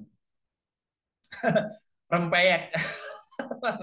Oke, siap, siap. Oke, kemudian teman-teman, ini kalau kita bicara big player tadi, ada commercial banks, kemudian ada big player, ada hedge fund managers gitu ya. Anda mungkin familiar dengan beberapa gambar di sini ya, James Simons, kemudian ada Raymond Delio dan ada beberapa di antaranya termasuk Paul Tudor Jones ya. Oke, bagaimana cara mereka bisa make money di market? Nah, ini kan kita perlu tahu ya bagaimana tindakan-tindakan yang mereka lakukan. Mindset mereka tuh seperti apa? Nah, kita sebagai retail jangan mau dibodohin dengan propaganda dari retail-retail yang lain. Yang tadi saya bilang mereka profit 500 juta sekarang, belum tahu aja kita kalau dia tuh ngumpetin yang 2 miliar yang loss kan gitu. Ya. Jadi jangan pernah percaya dengan bualan-bualan di luar sana yang screenshot 500 juta, 800 juta sehari, enggak, bullshit semua. Ya. Oke, next. Apa yang teman-teman akan dapetin hari ini? Kita akan identifikasi market structure, trend. Nanti saya akan jelasin. Kemudian cara melihat trend bias direction, kemudian strategi entry dengan entry yang lumayan low risk. Oke, rule kita jelas, sell di supply, buy di demand. Ini juga Anda sudah paham ya. Dan pertanyaannya di zona ascend di mana kita akan melakukan entry? Itu menjadi sebuah tanda tanya besar. Oke. Rule-nya tetap sama, kita buy di demand, sell di supply. Ini adalah area drop base rally, rally base rally. Anda tahu ini, jadi saya nggak perlu ngejelasin di sini, saya skip aja. Ya, oke. Oke, ini adalah sebuah pertanyaan yang kita harus tahu bersama teman-teman bahwa kita tidak pernah bisa tahu apakah zona itu akan ditembus atau enggak. Ya, sebagus apapun zona bisa aja ditembus, tapi ada tapinya nih. Berdasarkan data yang saya kumpulkan dari journaling yang saya lakukan, saya punya catatan penting. Ya, setiap yang saya lakukan ada catatan penting kenapa zona itu ditembus. Ya. Oke, contoh di sini. Apakah ini merupakan sebuah area imbalance? Pertanyaan saya. Imbalance? Imbalance. Kenapa imbalance penting? Karena adanya imbalance memberikan informasi pernah terjadi di masa lalunya. Ada seller yang kuat di situ. Dan kita asumsi sebenarnya ketika market nyampe di atas, kita expect harga akan turun. Tapi faktanya nggak selalu. Perhatikan terjadi market sampai di atas, bukannya malah turun, turun sebentar, tapi mungkin bergerak sideways dan akhir rally ke atas. Disinilah akhirnya market melanjutkan kenaikannya. Kalau Anda melakukan sell di sini, maka Anda kena stop loss. Oke, ini fakta yang kita harus terima bahwa tidak semua zona bisa bekerja dengan cukup baik. Ya, ini adalah area yang tidak direspon oleh market, sedangkan ini adalah area yang direspon oleh market. Kalau Anda tadi lihat konsep yang tadi yang saya jelasin tentang Quasimodo yang tadi yang di awal, bagaimana sebuah pola Quasimodo yang harusnya turun tapi enggak di break oleh sesuatu base, biasanya penting. Contoh ini juga sama. Ketika sebuah base ini yang harusnya mantul tapi enggak, malah di break, ini akan jadi kata kunci. Kita akan melakukan posisi baik. Enggak perlu dihafalin polanya. Yang perlu kita tahu adalah cara berpikirnya. Cara berpikirnya bagaimana? Cara berpikir sederhana. Supply yang harusnya nahan atau Quasimodo yang harusnya nahan tapi enggak, biasanya ada penyebabnya. Oke, biasanya ada penyebabnya. Kalau kita mau kritis menjawab hal itu. Tapi eh, kalau Anda mau lebih kritis bisa jawab itu. Tapi kemudian yang kita harus lakukan juga adalah merespon apa yang kita lakukan dengan kondisi di mana sebuah supply gagal. Ketika ada base yang nge-break, maka terjadi sebuah flipping. Dari supply jadi demand. Proses resisten become support, support become resisten. Itu sama contoh di sini. Bagaimana sebuah Quasimodo yang harusnya nahan, tapi enggak, terus di break oleh demand yang lain, maka demand ini akan jadi penting. Saya sebutnya sebagai important base. Itu juga sama, sebagai important base.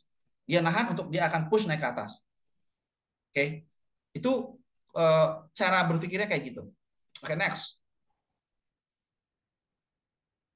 Breaker block. Sebentar. Kalau breaker block itu biasanya di sini gini om. Nah, biasanya kayak gitu. Kalau kayak gini nih, ada low lebih rendah lagi, ini breaker block. Tapi kalau ini kan nggak ada ya, nggak ada lag di bawah itu nggak ada lag gitu. Ini bukan breaker block menurut saya. Tapi lebih tepatnya adalah swap zone atau flip zone. Ya, kalau Anda tahu konsepnya SMC itu namanya flip zone. Kalau di SND namanya swap zone, gitu ya. Oke, nah ini tadi yang contoh saya bilang. Bagaimana capek-capek nungguin sampai masyarakat, malah terjadi jebol kan gitu ya, tembus. Ya, ini tadi yang kita bahas. Oke, teman-teman.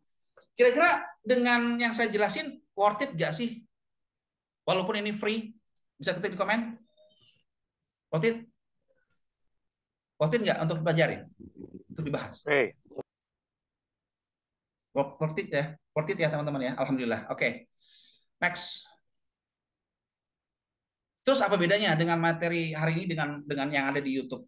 Kan Pak, aduh, yang kayak gini Pak jelasin banyak banget di YouTube. Oke, memang banyak banget. Anda bisa ratusan bahkan ribuan eh, literasi atau website yang apa referensi yang Anda bisa lihat. Gitu. Tapi masalahnya adalah pengalaman teman-teman. Pengalaman jatuh bangun dan jam terbang ini yang beda. Ya, karena ini pengalaman dari yang saya lakukan, bukan dari orang lain. Jadi yang saya ceritakan dari tadi, ini versinya saya, bukan versi si A, B, atau C. Gitu ya. Ini versi saya sendiri. Itu yang tadi saya jelasin dari tadi. Ya, termasuk the story tadi. Oke, kemudian teman-teman pernah lihat nggak kayak gini? Ada dua base. Iya kan? Ini demand satu, demand dua. Anda nge-buy di sini, SL duluan. Pernah ngalamin kayak gitu? Pernah ngalamin? Sering. Iya, di YouTube nggak sama dengan yes, betul, betul. Sering ngalamin? Sering ya. Kenapa? Kejadian kayak gini kejadian? Ya sering. Itu dia faktanya. Ya kan?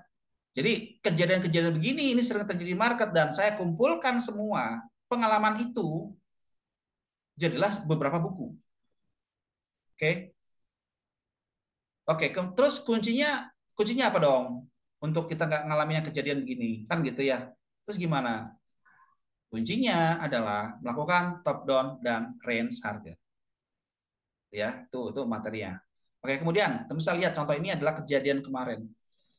Menurut teman-teman sekarang lihat bedanya apa antara bulatan yang atas yang ini nih, yang ini, yang ini terhadap yang ini. Bisa ketik di komen, bedanya apa teman-teman? Yang udah belajar SMC. Bedanya apa? Ada yang tahu? Bedanya apa? Ada yang tahu teman-teman bedanya apa? Nggak tahu bedanya. Ada yang bisa kasih pendapat? Open mic aja nggak apa-apa. Ada yang bisa kasih pendapat, teman-teman? Terlihat sama? Beda ya. Oke. Yang membedakan di sini adalah kalau Anda lihat contoh di sini, ini adalah high. High ini nggak mampu break high di atas. Sedangkan yang di sini turun ke bawah ada momentum semacam ini, turun membuat low lebih rendah, tapi kemudian tiba-tiba berbalik arah. Oke, itu yang ngebedain. Ini tidak spike. Oke, area liquidity betul, tepat sekali. Nah, jadi bedanya apa? Maka ini terjawab. Om Deddy bilang, yes, tepat, liquidity. Kenapa terjadi sebuah liquidity? Itu dia pertanyaannya. Why? Apa yang menyebabkan terjadi sebuah liquidity? Yang menyebabkan terjadi liquidity adalah, oke, Anda lihat bagian sebelah kiri. Ini dia. Ini kenapa juga terjadi liquidity? Yes, ini dia yang nahan. Ya, meskipun ada momentum yang seller yang cukup kuat. Oke, next. Lanjut. Terus gimana fokusnya? Fokusnya pada chart. Always look to the left. Ya. Jadi ini adalah rahasia SND di mana kita selalu lihat always look to the left. Jadi jangan buru-buru Anda sebut sebagai boss charts. Kalau dia walaupun dia nge-break low, nge-break high, atau break low tadi berarti adalah membuat low lebih rendah atau membuat high lebih tinggi, tidak ada jaminan bahwa itu adalah boss atau charge. Itu ya. Ya, yang tadi bagian kanan tadi adalah body break. Kemudian apakah candle close di atas atau low-nya, di atas high atau di bawah low-nya itu pasti akan melanjutkan tren? Belum tentu. Pernah dengar istilah false break? Yes, itu adalah false break. Maka kuncinya sekali lagi adalah origin base. Teman-teman harus tahu bagaimana cara melihat sebuah origin base. Teman-teman nggak perlu belajar SMC. Buat teman-teman yang belajar SND, ya ini serius yang udah belajar SND, teman-teman sebenarnya nggak perlu juga belajar SMC. Kalau Anda paham tentang konsep origin base, Anda aman kena liquidity. Yang jadi problem adalah ketika teman-teman udah belajar SND, terus ikut-ikutan belajar SMC tanpa tahu bagaimana origin base. Akibatnya, ketika melihat high atau low-nya di candle di break oleh full body, teman-teman ikutan tahu, teman-teman ikutan mikir bahwa oke, ini adalah boss, ini adalah chos. Akhirnya melakukan tindakan yang salah. Oke. Jadi kuncinya adalah origin base. Harus tahu apa itu origin base dan harus tahu apa itu reaction zone. Bahkan di buku SMC saya, ini buku yang saya buat sendiri gitu ya. Kalau Anda sudah punya bukunya, Anda bisa baca. Itu ada lengkap di halaman 250. Ya, bagaimana di dalam buku itu menjelaskan bahwa syarat sahnya terjadinya sebuah break harus terjadi engulf, menelan. Ini kalau bahasa SND istilah engulf, base di engulf, base ditelan. Ya, bahasa engulf itu berarti menelan. Menelan apa? Menelan base secara keseluruhan. Itu istilah engulf. Bukan dalam arti melakukan membuat low lebih rendah. Contoh di sini market membuat low lebih rendah lalu candle-nya berhasil close kayak tadi tuh contoh dari DXY tadi. Berhasil close, lantas Anda lihat ini sebagai area base, Anda entry sell di sini ekspektasi harga turun. Nah, ini jadi masalah. Hati-hati. Jangan pernah teman-teman lihat ini adalah sebuah boss. Justru kalau area demand ini tidak di break, tidak di engage secara keseluruhan, maka kita bisa berasumsi bahwa bisa saja terjadi yang namanya adalah liquidity. Liquidity berarti terjadi false breakout. False breakout maknanya bisa berupa shadow, bisa berupa body. Kalau dia berupa shadow kita sebut sebagai swept. Kalau dia body, ya ada yang menyebutnya versi ICT sebagai potensi terjadi sebuah buy side liquidity. Buy side, kalau dia di atas itu adalah buy side liquidity atau disebut sebagai BSL. Kalau dia di bagian bawah disebut sebagai SSL, sell side liquidity. Kalau bahasa SMC berarti liquidity grab. Ya, namanya banyak banget. Ya, Anda nggak usah pusing dengan istilah yang macam-macam kayak gitu. Yang penting adalah teman-teman tahu maksudnya. Ya, ada banyak yang versinya bisa macam-macam. Oke, next. Lanjut. Oke, teman-teman. Eh, mau lanjut kan nih, teman-teman? Mau lanjut webinar ini untuk belajar lebih dalam? Mau lanjut? Bisa ketik komen. Lanjut ya. Oke, siap. Nah, teman-teman, ada nggak sih materi lanjutan yang dibahas lebih detail tentang step by step-nya? Oke, sebelum saya bahas ini, kita akan bahas langsung di market tentang liquidity. Oke, kita lihat contoh ini ya. Sebentar. Oke, sebentar dulu. Oke, sekarang kita langsung lihat di chart. Sekarang kita bahas tentang liquidity. Oke, liquidity berarti adalah high, ya berarti adalah high, ini low, high ke atas, break, lalu membuat low lebih rendah. Inilah yang kita sebut sebagai sebuah istilah liquidity. Tahukah teman-teman dengan sebuah istilah change of character, terus istilah Quasimodo, bagaimana ini adalah sebuah high, ini adalah low, ini adalah higher high, ini adalah lower low. Di bagian atas ini nggak peduli kalau dia candle-nya close, disebut sebagai buy side liquidity. Close candle. Kalau di bawah berarti adalah sell side liquidity, close candle. Oke, dia candle-nya close, ya candle close. Boleh nggak saya sebut sebagai dua-duanya ini sebagai gampangnya sebagai ini, sebagai fake boss, boleh? Boleh. Fake boss, fake charge. Jadi beneran candle-nya close, tapi nanti potensi dia terjadi sebuah manipulasi. Tahu bagaimana? Tahu dari mana bahwa ini adalah manipulasi? Misalkan ini candle-nya close, tiba-tiba market membuat low lebih rendah di sini. Nah kita tahu nih, oh berarti ini terjadi manipulasi market nih. Ini kita sebut sebagai fake boss. Nah kalau dia cuma berupa shadow doang, kayak gitu, berarti kita sebut sebagai liquidity swap.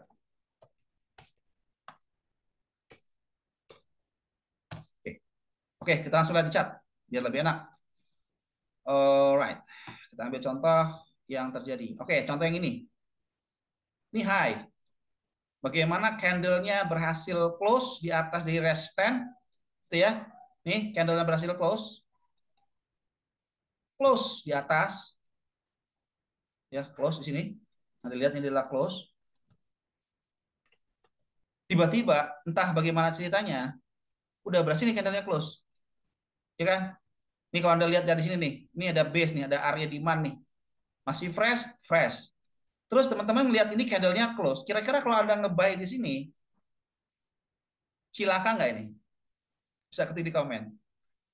Cilaka nggak teman-teman? Cilaka? Buy. Buy jadi apa? Buy jadi apa? Jadi buy. Ya kan? Buy jadi buy. Tuh, lihat harga kena sell.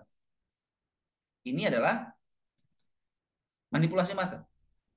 Kenapa kejadian kayak gitu? Lihat, look to the left.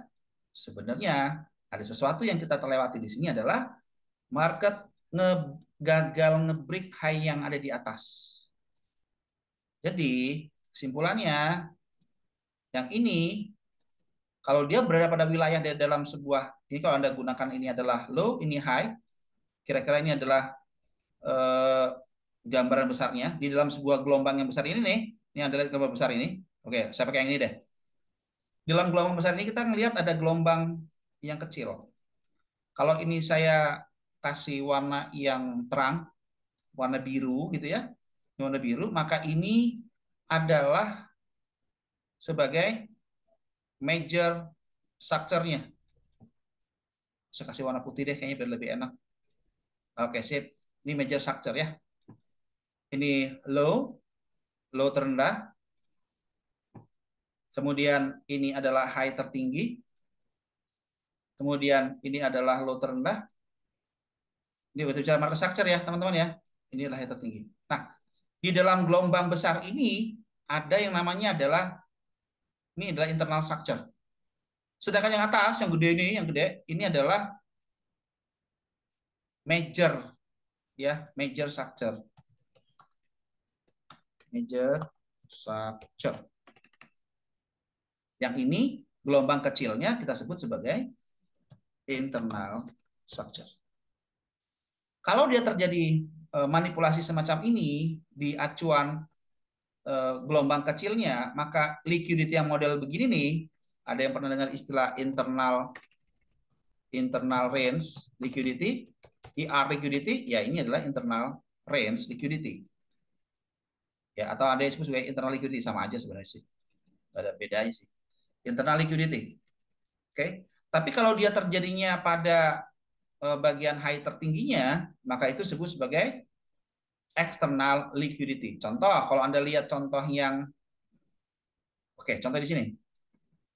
Ini kalau Anda lihat ini adalah di dalam sebuah gelombang. Ini kalau Anda lihat ini adalah gelombang besarnya. Ini gelombang kecil gitu ya. Oke, di dalam ini ada gelombang-gelombang lain kecil-kecil gitu ya. Oke.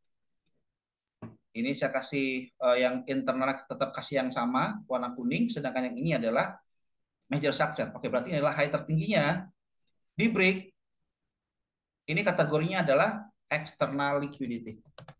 Sampai sini teman-teman bisa ngikutin nggak sih? Bisa ketik di komen, teman-teman bisa ngikutin tentang liquidity? Paham ya? Simple ya, nggak terlalu rumit ya. Oke, artinya liquidity, yes, betul, jebakan, hati-hati. Nah, jangan pernah terlalu percaya ketika dia nge-break ada candle close itu pasti trennya berlanjut. Belum tentu. Ya, belum tentu. Ya, belum tentu. Di mana Anda bisa mencari peluang sell-nya adalah ketika market sini di area ini di bagian atas ini, Anda cari peluang sell di atasnya ini. Ini ketika dia terjadi manipulasi. Contoh di sini, ketika ini terjadi membuat low lebih rendah di sini. Nah, ini udah siap-siap cari peluang sell. Nah, ini berarti cari peluang sell nih. Ya di area ini. Ini kalau Anda lihat di time frame kecil, mungkin di sini ada area drop base drop. Ya, atau mungkin Anda cek di bagian atas, Anda turun ke time frame M30. Nanti bisa ketahuan tuh. Semoga bisa nyampe. Oh, nggak nyampe. Nggak nyampe saya. Ternyata yang free nggak bisa sampai itu. Oke, kita lihat. Oke, Anda lihat contoh di sini. Kalau Anda mau ngambil, oke, ini sih ada fair value gap. Kalaupun kita nge-sell di sini kurang menarik. Kenapa? Karena belum di break si fair value gap. Nggak ada jaminan ini sebenarnya kalau market nyampe di sini ini pasti akan turun. Nggak, belum tentu. Bisa aja nih begini. Ya, jadi kalau mau benar-benar aman banget, pastiin sekalian break yang ada di sini.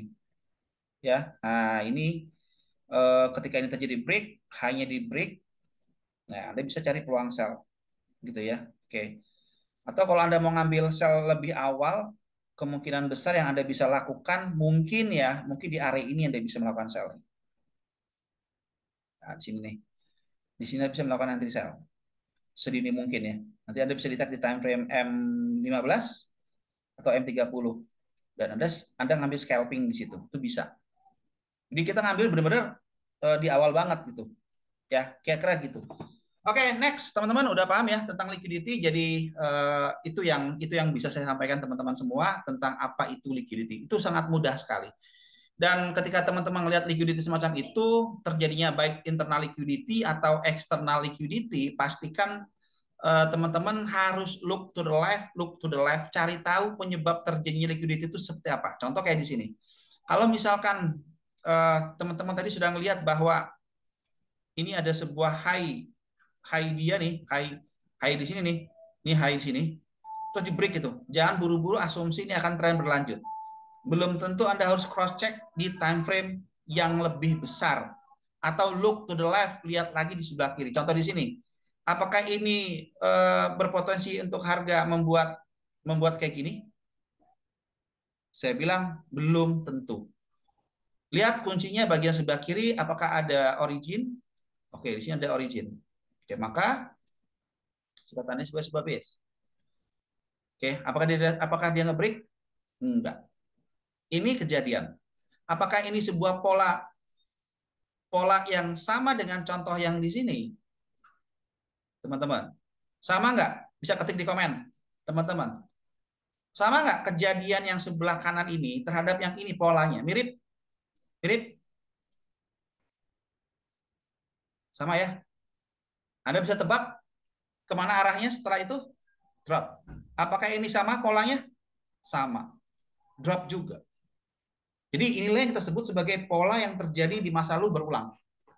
Ya, kita asumsi ini akan turun jika berhasil break low yang ada di bagian sebelah sini. Nah, saya asumsi apakah ini sudah candle close? Sudah.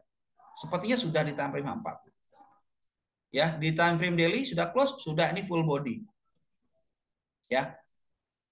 Oke, kalau kita gunakan ini sebagai sebuah base-nya, ini kalau Anda belajar SND, kalau mau ngelotok ya belajar SND-nya, maka kita bisa gunain ini sebagai flag-nya. Ini flag, di dalamnya ada flag, ada base besarnya gitu. Kira-kira kalau saya gambarkan gitu berarti gini. Drop, base, drop gitu ya, ini besar gitu. Oke, di dalamnya ini ada base lagi. Nah, itu sama contoh di sini, dia ini kena di base lain di atas. Yang di sini nih, kalau Anda lihat di bagian sebelah sini, bagaimana harga sempat nahan dulu, maka turun, ini turun lagi, tiba-tiba naik ke atas. Apakah ini pasti akan membuat high lebih tinggi? Bisa iya, bisa enggak. Tapi hati-hati kalau seandainya marketnya membuat low lebih rendah lagi. Nah, kalau ini membuat low lebih rendah lagi, bisa dipastikan ini manipulasi. Apakah itu berpotensi sama dengan contoh yang ada di sini? Contoh di Audi USD menurut saya mirip-mirip. 11-12. Ya, ini mirip-mirip 11-12. Di dalam sebuah base ini ada base lain. Kalau Anda belajar di SND, maka ini adalah area dari maksimum pain level sebenarnya. Ya, maksimum pain level. Ya. Ini kalau kita beda lagi nih, saya ada bukunya kebetulan, itu saya ngebahas di sini. Ya, ini ada bukunya. Sebenarnya beberapa teman-teman mungkin sudah dapetin ya. Jadi ada yang menyebutnya istilah dengan mode of the flag ya. Itu saya bahas di sini. Bahkan lengkap dengan ini dia. Nah, ini ya di dalam mode of the flag.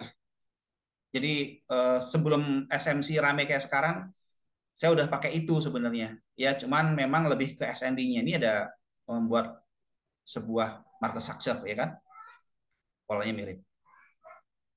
Ya, kayak gitu. Ya, ini kalau kita mau belajar lebih dalam tentang SND-nya. Nah, ini adalah contoh dari maximum pain level.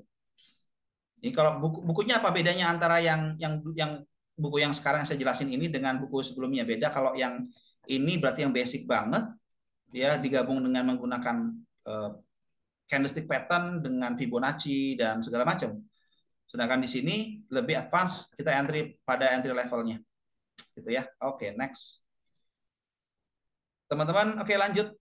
Oke, sekarang kembali ke contoh di sini. Nah, teman-teman, itu adalah sekelumit yang tadi saya jelasin. Maka kalau Anda mau belajar lebih dalam, ya izinkan saya kasih waktu 5-10 menit, teman-teman. Nah, jadi saya sekarang sudah mempersiapkan materi yang lebih dalam, teman-teman ya. Jadi semuanya akan saya jelaskan detail semuanya. Ya, kebetulan ya, ini problem yang mungkin kita sering alami di mana ternyata tidak semua cost boss itu valid. Tidak semua zona supply demand mampu menahan harga dan saya harap teman-teman sepakat dengan ini. Kemudian seringkali trend follower terjebak saat follow the trend karena terjadi deep retracement. Ya, ini wajib paham banget. Nah, terus solusinya gimana? Oke, solusi yang Anda bisa lakukan adalah untuk bisa mengantisipasi kejadian semua di atas, Anda perlu melakukan sebuah top down analisis, Anda wajib paham tentang market structure dan Anda juga harus tahu bagaimana arah harga. Arah harga oke, tapi juga kita harus tahu range harga. Nah, kebetulan saya punya beberapa murid ya, teman-teman. Dan salah satu yang mungkin saya bisa share ke teman-teman ini adalah beberapa testimoni dari beberapa teman-teman murid-murid saya, ya. Nah, beliau adalah Om Stephen. Kebetulan beliau ini adalah murid-murid saya awal ya. Beliau menggunakan market structure dan menggunakan top down analysis. Jadi dia pakai market structure sama top down analysis, dia udah sampai sekarang udah bisa make money dan itu udah konsisten banget. Ya, dan beberapa bahkan ada yang sudah lolos ya, yang sudah lolos akun perform gitu ya. Ini beberapa informasinya. Kira-kira gitu teman-teman. Oke, next. Nah, kemudian apa benefit yang teman-teman bisa dapetin? Ya, teman-teman akan kalau kita bicara, oke, sekarang sebelum kita bahas lebih lanjut, pada jam-jam berapa terjadinya sebuah change of character, terjadi sebuah Quasimodo. Kalau misalkan kita tahu pada jam-jam berapa ini kejadian, maka ini akan enak banget. Jadi Anda nggak perlu mantau chart, tinggal lihat pada jam-jam berapa kondisinya. Nah, itu nanti akan saya bahas. Ya, itu akan saya bahas. Kalau harga saya acuannya udah oke, bisa sih, bisa. Oke, nanti kita akan belajar menggunakan time analysis, ada waktu jam-jam khusus. Kita menggunakan New York London Kill Zone, ya ada jam-jam khusus yang kita akan tradingkan nanti terjadinya sebuah manipulasi di situ. Oke, kemudian ini saya akan selenggarakan mungkin besok kelas perdana. Jadi kalau teman-teman mau join sekarang itu hari ini terakhir. Beberapa materi diantaranya ini POI, bagaimana cara menentukan POI, bagaimana Anda bisa mencari sebuah DP yang penting. Kemudian kita belajar New York Kill Zone, multi time frame analysis ras harga. Kemudian kita bicara tentang mindset, market liquidity lebih dalam, dan juga kita bicara tentang struktur market. Apa yang teman-teman dapetin semuanya? Ya, totally termasuk aplikasi backtest dan 3 buku sekaligus yang tadi saya kasih tahu buat teman-teman. Dan kita juga punya private discussion, ini lifetime teman-teman. Itu biayanya 1 juta. Tapi tar dulu. Ya. Teman-teman bisa dapetin semuanya bukan 1 juta ya.